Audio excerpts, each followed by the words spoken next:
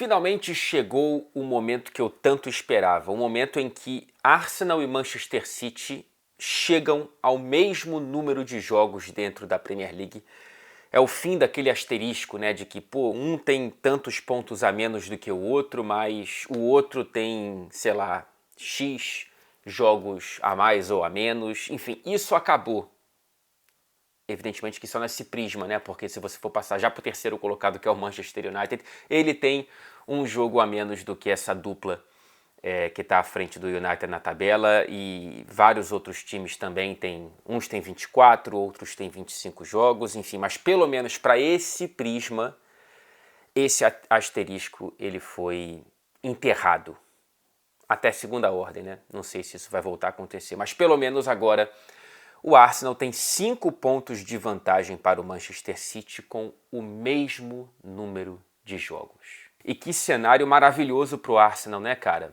A gente já tem 2/3 da competição no passado e quem esperava uma queda do Arsenal ainda está, espero que sentado, né, para descansar as perninhas, esperando, porque não chegou. E não chegou mesmo depois daquela derrota que poderia ser um ponto de virada na temporada negativo para o Arsenal, né? Aquela derrota para o Manchester City no dia 15 de fevereiro dentro do Emirates. E mesmo depois daquilo, o Arsenal segue com a mentalidade de um time campeão. Se será, se vai ser, ainda não sabemos. Mas já disse aqui algumas vezes, né? Cara de campeão esse time tem. Postura de campeão esse Arsenal tem.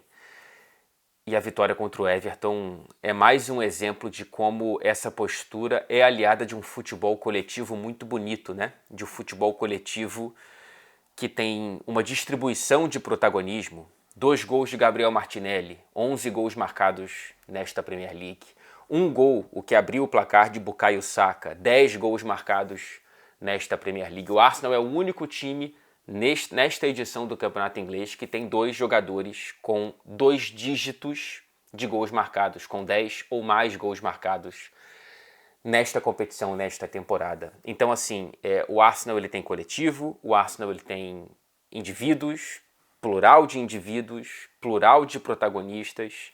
Você pode olhar pelo Zinchenko, você pode olhar pelo prisma do Odegaard, do retorno do Partey, do retorno agora cada vez mais próximo do Gabriel Jesus.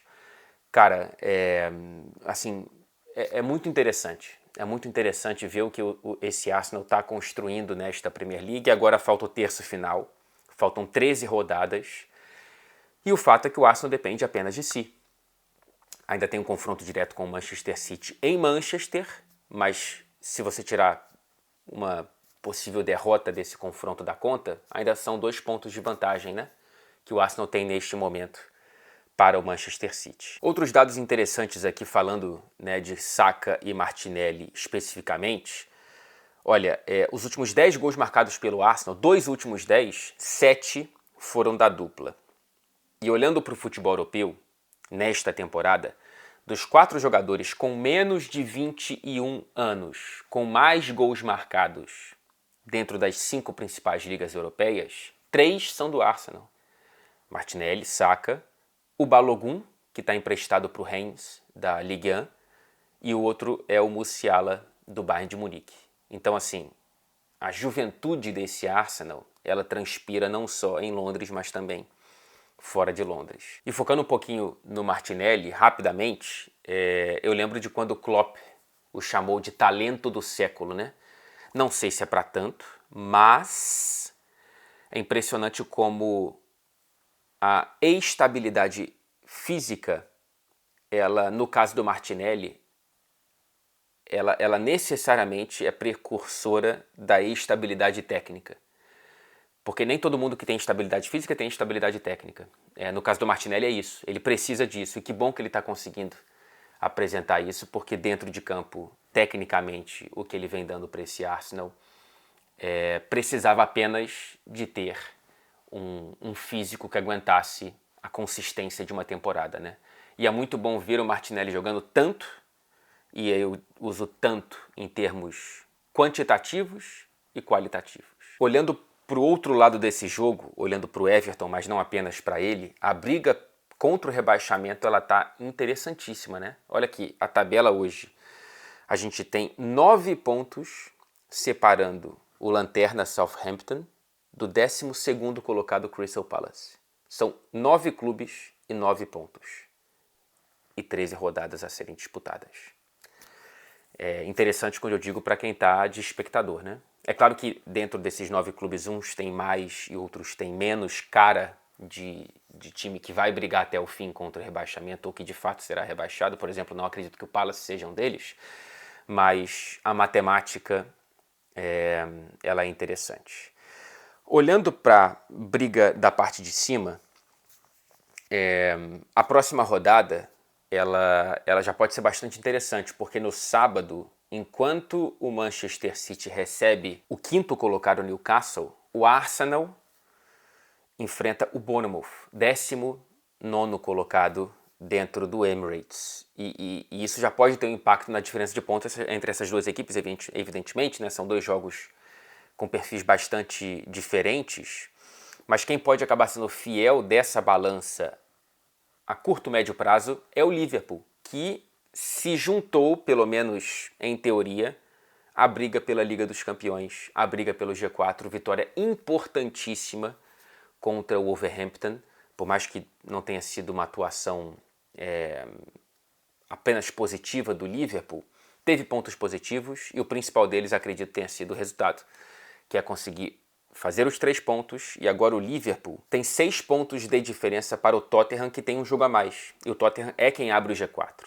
É o 4º colocado neste momento, né? Então, em teoria, os Reds estão se colocando pela primeira vez nesta temporada, nesta briga, né? Agora, quando eu falo que pode ser o fiel da balança, ao mesmo tempo isso é complicado porque representa uma sequência bastante encardida para esse Liverpool. Olha só, no domingo recebe o Manchester United, que está a 11 pontos do Arsenal com um jogo a menos. Então o United também pode se colocar na briga pelo título, mas enfim, o Liverpool recebe o Manchester United em Anfield. Aí, depois da data FIFA, visita o Manchester City e 2 rodadas depois abre as portas de Anfield para o Arsenal. Para tentar resumir, nas próximas 6 rodadas o Liverpool enfrenta os 3 primeiros colocados atualmente da Premier League, 2 vezes em casa, uma fora. Então, assim, é uma sequência que pode desenhar ou redesenhar a liderança da Premier League e também posicionar o Liverpool dentro ou fora dessa briga, né? Por estar na próxima Liga dos Campeões, o que evidentemente a gente sabe que é muito importante. Nesse jogo contra os Wolves, é importante também ver as presenças de Konaté, de Tsimikas, que, olha só, acho que não é loucura falar de merecer a titularidade à frente do Robertson. Diogo Jota foi importante. E o Salah marcando, e olha que coisa, né? Não é uma grande temporada do Salah, como não é uma grande temporada do Liverpool e tudo mais, patati patatá, a gente sabe disso. Mas esse gol do Salah, ele mostra, mais uma vez, o quanto que essa nossa percepção, ela é descolada de alguns recortes, né? E o quanto que um número seco nos lembra da grandiosidade do Mohamed Salah para o Liverpool e para a Premier League e tudo mais. Ele chega mais uma vez aos 20 gols marcados na temporada. E ele chega a essa marca pela 6ª vez em 6 temporadas pelo Liverpool. Desde que o Salah chegou ao Liverpool, e ele foi chamado de One Season Wonder, né? De um cara que só duraria uma temporada, porque aquela primeira foi fenomenal. Desde então, a cada temporada ele marca pelo menos 20 gols, o que não é qualquer coisa. E não é qualquer coisa justamente também pelo prisma do próprio Salah, que nunca havia chegado a 20 gols em uma só temporada na carreira antes de chegar a Anfield. O recorde anterior havia sido na temporada que fez o Liverpool contratá-lo na temporada pela Roma, que ele marca 19 gols. Pitacos rápidos sobre a Copa da Inglaterra, que chega agora à fase de quartas de final. Mas a gente teve a definição, claro que para chegar nas quartas você passa pelas oitavas. E pela 4ª temporada consecutiva, o Tottenham cai nas oitavas e desperdiça mais uma vez a chance de sair do jejum de 15 anos sem nenhuma taça. E para piorar a situação, essa eliminação vem para o Sheffield United, fora de casa. É um jogo difícil porque, enfim, o Sheffield estava até ontem na Premier League e vai voltar porque está na segunda colocação da Championship, então tem cara de que pode voltar. Mas o Sheffield United estava com mais reservas em campo do que o Tottenham, por motivos diferentes. Se o Tottenham estava gerindo a energia do grupo, por exemplo, Harry Kane no banco, o Sheffield ele teve uma crise viral no elenco e por isso teve que trocar 8 jogadores e mesmo assim venceu. Em Old Trafford, o Manchester United quase deixou a vaga escapar, mas conseguiu dar sequência a essa temporada de uma recuperação de cinema, né, cara? E tão importante quanto os gols do Garnacho, especialmente esse, e também do Fred, que enfim, tem sido importantíssimo para esse Manchester United. Tão importante quanto esses gols foram as defesas do De Gea. Quando o jogo estava 1-0, o West Ham chegou umas 2 vezes ali e o De Gea foi fundamental para o United continuar vivo no jogo e, por consequência, na Copa da Inglaterra. A pulga atrás da orelha, que enfim, é só, acho que um lembrete para o torcedor do United, é que o fraco primeiro tempo, um time muito mexido pelo Ten Hag, mostra como esse elenco precisa de reforços. O pessoal fala em quádrupla coroa nessa temporada. Pode acontecer? Pode, né? Acho que já está provado que tudo é possível nessa temporada do Manchester United, mas sendo realista, o normal não é esse. O United não tem elenco, não tem grupo suficiente para manter um nível de atuação lá em cima sem utilizar as mesmas peças, como o Ten Hag colocou no intervalo, por exemplo, Carlos Henrique Casemiro. E nas quartas de final, o Manchester United ele vai enfrentar o Fulham em casa. Pela 10ª vez seguida, um sorteio de Copas Nacionais coloca o Manchester United jogando em casa. É impressionante. A última vez que jogou fora de casa, eu acho que foi em 2020, já tem algum tempo, é por aí. Enfrenta o Fulham, de Andreas Pereira, jogador criado no Manchester United e que vai reencontrar o time em Old Trafford. E o Manchester City enfrenta o Burnley, que hoje é líder absoluto da Championship, treinado por Vincent Kompany. Um retorno, claro que, enfim, o Kompany é um ídolo do City, o Andreas não é um ídolo do Manchester United, mas enfim, o mais interessante do retorno do Kompany é porque o futebol praticado pelo Burnley tem a digital do Guardiola. Vai ser interessante. E lembrando que há um novo sorteio para a definição das semifinais, tá? Então não importa o caminho nesse momento. Pode ser que City e United, se passarem das quartas, se enfrentem apenas na final ou já nas semifinais, depende de um novo sorteio. E para finalizar o vídeo, eu queria explicar para os mais pacientes por que eu estou quase sempre ou em Old Trafford, ou no Etihad Stadium, ou em casa.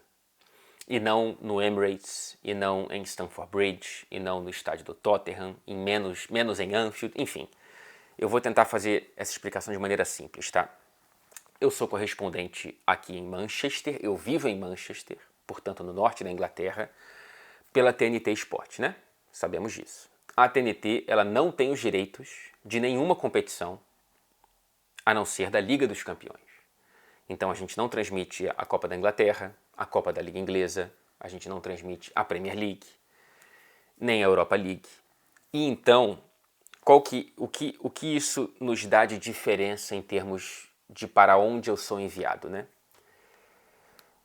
Pelas regras aqui da Inglaterra, se eu vou a um jogo de Premier League sem ser da TV que transmite a competição, portanto sem ser da ESPN, do grupo Disney, eu não tenho acesso à zona mista, que é por onde passam os jogadores.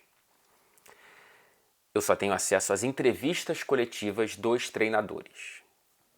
E isso limita muito a minha possibilidade de viajar para jogos da Premier League. Não compensa para a empresa me enviar para Londres cobrir o Arsenal se eu só vou ter acesso à entrevista coletiva do Arteta. Não vou poder tentar conversar com Martinelli, Gabriel Magalhães, Odegaard, Gabriel Jesus e etc. Não compensa. Eu só vou ter acesso às entrevistas coletivas que, no fim das contas, podem ser importantes, mas geralmente não são tão importantes assim e não trazem nenhum conteúdo potencialmente exclusivo que a zona mista traria. Então isso já é muito importante. Por isso que na Premier League eu só vou a jogos em Manchester. Não viajo. Não preciso de investimento. Eu vou ali em Old Trafford ou acolá no Etihad Stadium, ok? Nas Copas é um pouco diferente, porque nos direitos, nos acordos de transmissão das Copas, mesmo quem não transmite, e aí seja Europa League, seja a Copa da Inglaterra ou Copa da Liga Inglesa, pode ir à zona mista. Mesmo assim, por questões de orçamento, a empresa prefere apenas que eu cubra os jogos em casa, tá? Em Manchester e às vezes em Liverpool. Liverpool é um caso à parte, porque é muito pertinho, valeria investimento, mas o Liverpool não tem me dado credencial por dizer que tem muito jornalista indo aos jogos, enfim, é uma opção deles. Então é por isso que eu só viajo na Liga dos Campeões. E aí não tem Arsenal, né? Nesta temporada, na próxima vai ter, ao que tudo indica.